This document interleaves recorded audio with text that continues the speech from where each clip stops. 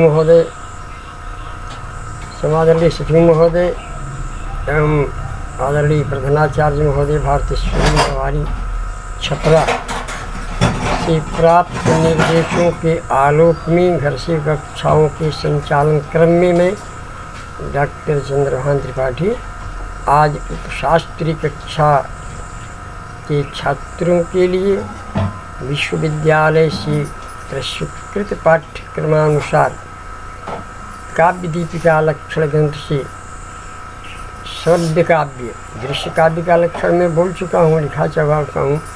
आज श्रव्य काव्य किसे कहते हैं उसका लक्षण लिखा रहा हूँ, बोल रहा हूँ। इसके बाद में उपशास्त्री कक्षा के लिए ही दूसरी घंटी में भी इसी क्रम में मैं अलंकार भी बोलूँगा। जो छात्र उपशास्त्री कक्षा के हैं वे कृपया अवधानित न हो, ये ध्यानपूर्वक इसको सुने जो उनके लिए परीक्षा में उपयोगी है या उन्हें अन्य भी इससे फायदा होंगे। आप जानते हैं कि काव्य दीपिका जो है वो काव्य प्रकाश जो आचार्य मम्मट कृत काव्य प्रकाश है उसकी टीका है और यह लक्षण ग्रंथ है।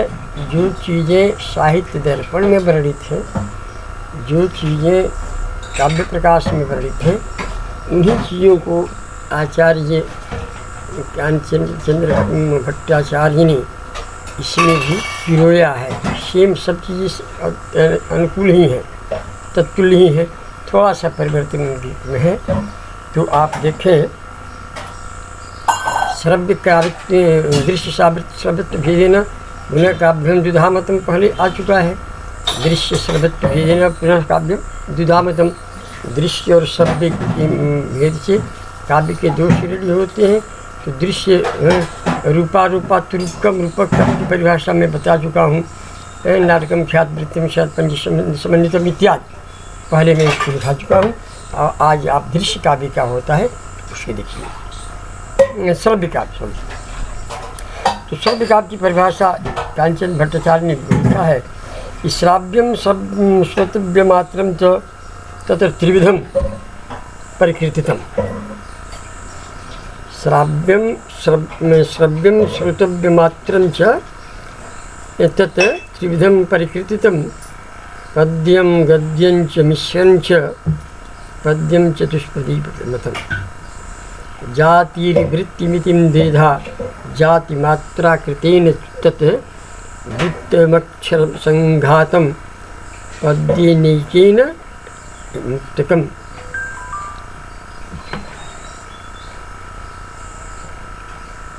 द्वाभ्यां तु जुग्मकं गेयं त्रिभिः श्लोकैर्विशेषकं कलापकचतुर्भिः स्यात् तदूर्ध्वम् उल्कं स्मृतम्। इनका कहना है, देखिए, तत् केवलम श्रूयते न तु रंगमंचे अभिनीयते इति श्राव्यम। श्रोतव्य मात्रम यत् केवलम श्रूयते न तु रंगमंचे अभिनीयते तत् श्रव्यम श्रव्य काव्यम इति उच्यते। तत्र श्रव्यकाव्यं त्रिविधं भवति, पद्यात्मकं गद्यात्मकं मिश्रञ्च गद्यपद्यात्मकं। तं चाहं चम्पूकाव्यमित्य अभिधीयते। गद्यपद्यात्मकं काव्यं चम्पूकाव्य इत्यभिधीयते। तो पद्यकाव्यं गद्यकाव्यं चम्पूकाव्यं गद्यपद्यात्मकं च त्रिविधं काव्यं श्रव्यकाव्यं त्रिविधं निश्चीयते। त्रिविधं प्रकीर्तितम्। चतुष्पदरणात्मकं काव्यं पद्यम् अभिमतं। जातिवृत्तं पद्यं द्विधा विभज्यते। जातिं लक्ष्यति मात्राकृतेन, मात्रा हर्षवर्णोच्चारणकालः यथा मात्राग्रहणेन गणिते कृतिरचना तेन उपलक्षितं गणना मात्रा गणनायुक्तं तत्पद्यम जात शब्देन उच्यते।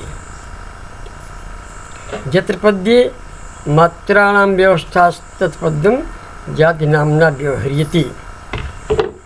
अक्षर संख्यातम अक्षरैः मात्रा गणनादि निरपेक्षैः केवलं वर्णैः संख्यातम परिगणितम्।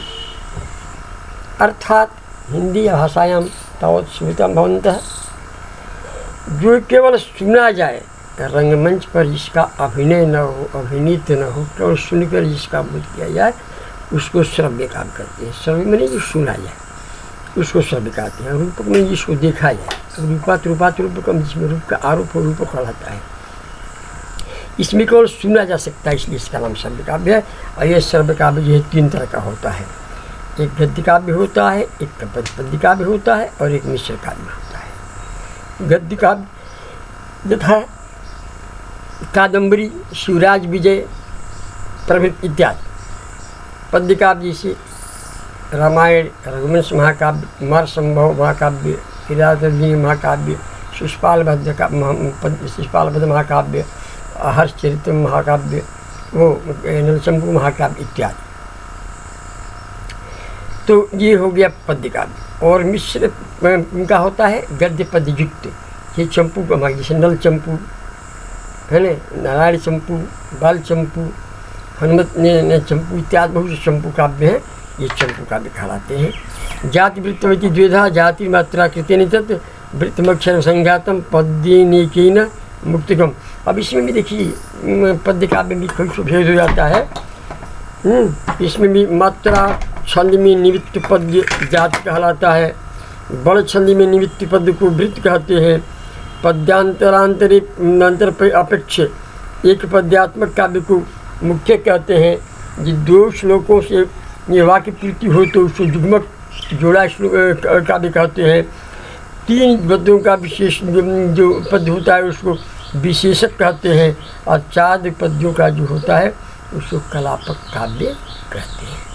इस तरह इसके अलग अलग पद्य काव्य के भेद हैं। अब दृश्य काव्य, श्रव्य काव्य का लक्षण क्या है, जो आप काव्य के देखिए जो काव्य क्या होता है। अब इसमें श्रव्य काव्य का लक्षण क्या होता है, तो कहता है कि जो पद्यमय का महाकाव्य है, पद्यमय उसका लक्षण क्या है। जो पद्ययुक्त महाकाव्य है उसका लक्षण क्या है। गद्यमय नहीं, पद्यमय महाकाव्य। गद्यमय महाकाव्य भी है जिससे कादम्बरी इत्यादि। लेकिन ये पद्यमय महाकाव्य का लक्षण क्या होगा, कहते हैं कि सर्गबंधु महाकाव्यम तत्त्रिकोणायम महाकाव्य उचिते तस्य लक्षणम। सर्गबंधु महाकाव्यम उचितस्य लक्षणम आशीर्नियमस्क्रिया वस्तु निर्देशो वापि तन्मुखम इतिहास कथोद्भूत मितरद्वा सदाश्रियम चतुर्वर्ग फलोपेतम चतुरोदात्यनायकम। नगरार्णव शैलर्तु चंद्र सूर्यादि वर्णनी। कह रहे हैं कि सर्गबंधु महाकाव्य, महाकाव्य जो है वो सर्गों में उपनिबद्ध होता है, सर्गबद्ध होता है। महाकाव्य क्या होता है, सर्ग। सर्गबंधु महाकाव्यम सर्गबंध होता है। सर्गै अवान्तरारण वर्णनी उपलक्षितः बंधः पदबंधः महाकाव्यमिति उच्यते। जो सर्गों में उपनिबद्ध हो उसको महाकाव्य कहते हैं। अब तस्य महाकाव्यस्य लक्षण चिन्हम, जो उसका धर्म है, बड़े उसका है, उसको इसका वर्णन करते हैं। तो आशी ही नमस्क्रिया वस्तु निर्दिष्टो वाप्य जन्म मंगलासनसलम नमस्क्रिया देवता प्रणामः वस्तु निर्देश वर्णनीय नायकस्य नामना उल्लेखः तन्मुखम तस्य महाकाव्यस्य मुखम आरंभ भवति। अर्थात इसके आरंभ में आशीर्वाद, नमस्कार या वर्णनीय वस्तु का निर्देश होता है। उसमें कथा ऐतिहासिक अथवा किसी क्षेत्र श्रेष्ठ व्यक्ति के आधार पर कभी कल्पित होती है। ये चतुर्वर्ग धर्म, अर्थ, काम और मोक्ष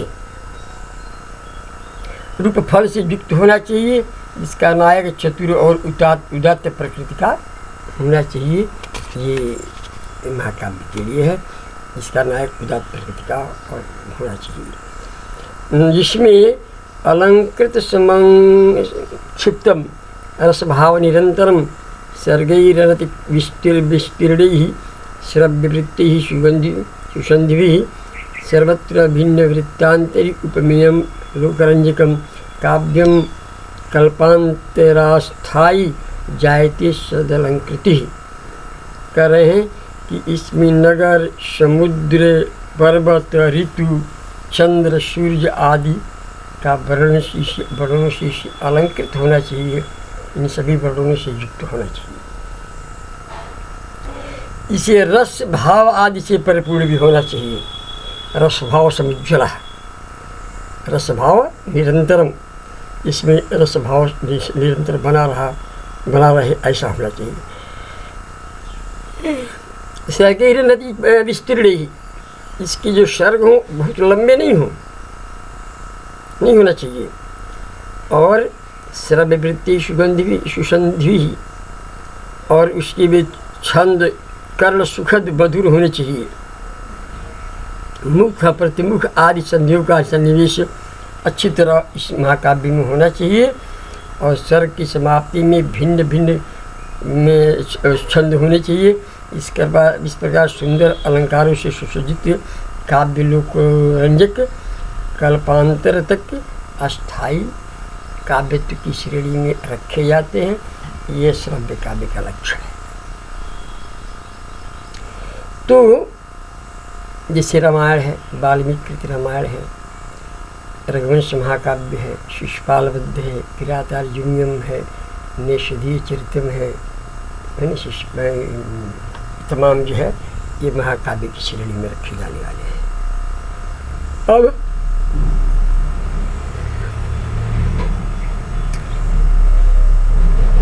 महाकाव्य के बाद एक खंड काव्य भी होता है, जो महाकाव्य का एक टुकड़ा कहलाता है।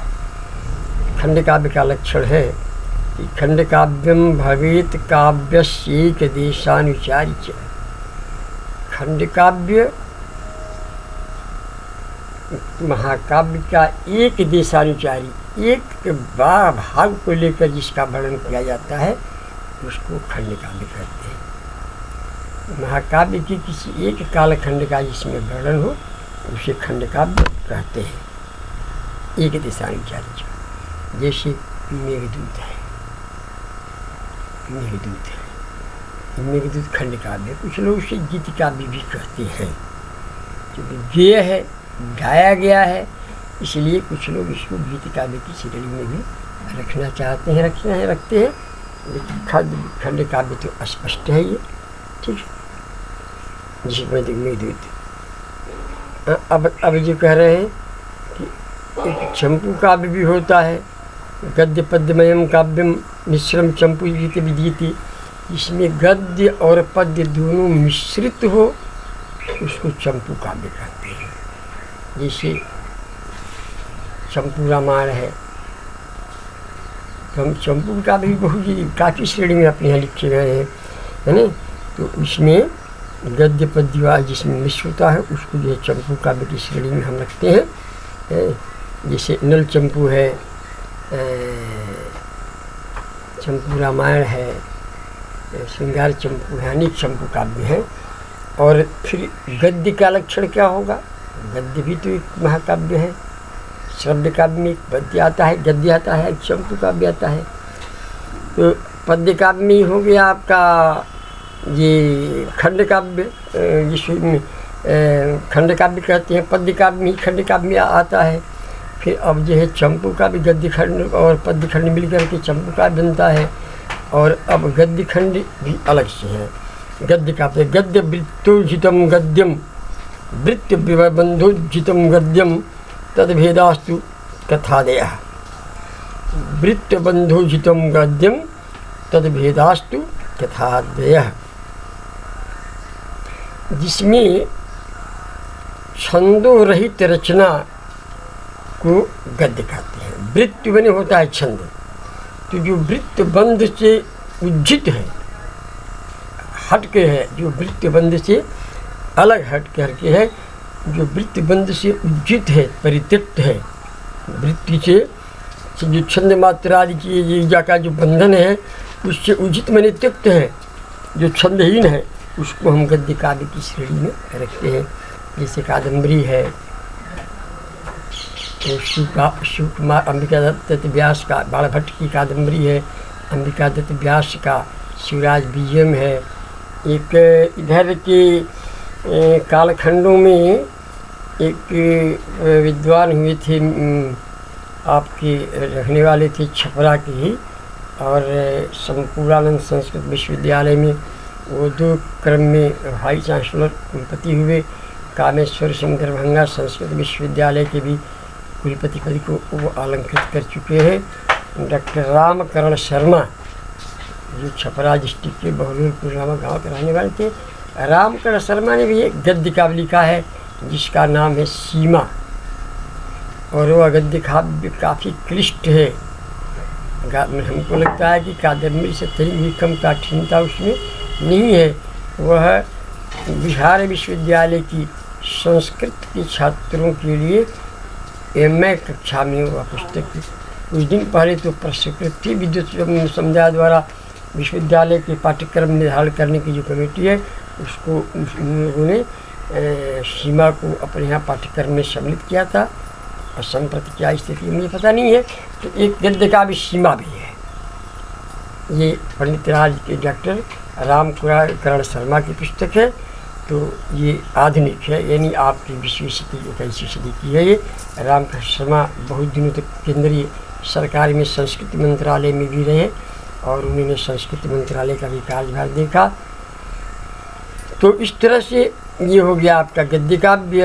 और सुबंधु काव्य एक महाकाव्य है, गद्य काव्य है।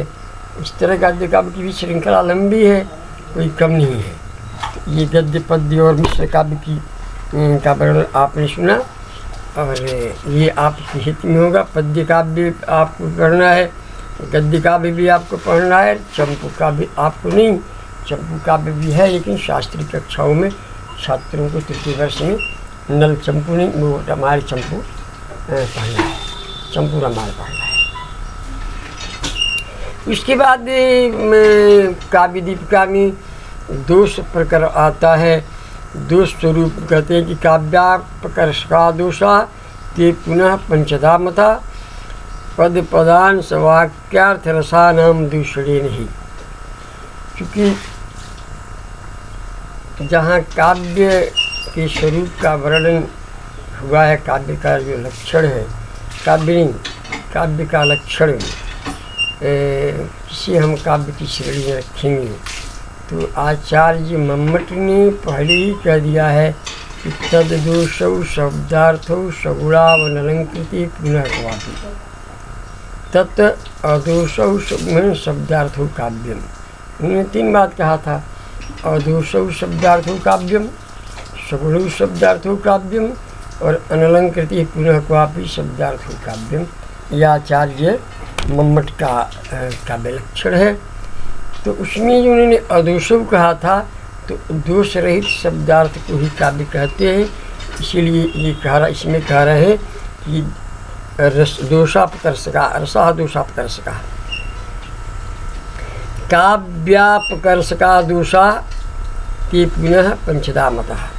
काव्य का जो अपकर्षण होता है उसका जो में उसी को दोष कहते हैं। काव्य के रस को जो अपकर्षित करे, खींच ले, उससे न्यूनता ला दे, ये श्रुति कटुत्व आदि दोष हैं जो काव्य की जो है रस को आकर्षण करते हैं, इनको दोष कहते हैं। और वो 5 तरह के होते हैं दोष, है ना। एक पद दोष होता है, एक पदांश दोष होता है, एक वाक्य दोष होता है, एक अर्थ दोष होता है, एक रस दोष होता है। पाद्य दोष, पद दोष, पदांश दोष 2, वाक्य दोष 3, रस दोष 4 और अर्थ दोष 5। इस तरह 5 तरह के दोष होते हैं। और 5 दोषों का निराकरण मैं बाद में आपसे इसी क्रम में करूँगा।